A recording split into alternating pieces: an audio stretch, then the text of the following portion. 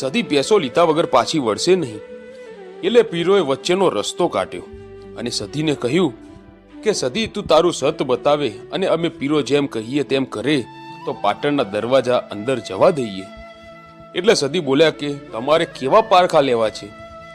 એટલે પાટણના પીર બોલ્યા કે સદી, અમે તને એક સૂતરનો દોરો આપીએ. આ સૂતરના દોરાને 2 ઝાડ સાથે બાંધી હિંચકા ઝૂલી બતાવે તો અમે તને પાટણમાં જવા દઈએ. એટલે સદી બોલ્યા કે અલ્યા પીરો, લાવો તમારો સૂતરનો દોરો. હું સિંધમાંથી આવી છું, પણ ગુજરાતમાં ખેલીને ના જાઉં, ઠીક પડે મારા અવતારને.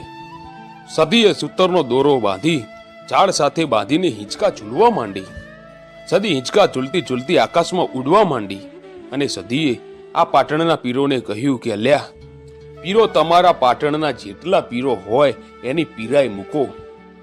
જો આ બધા પીરોને કૂદીને પાટણમાં ના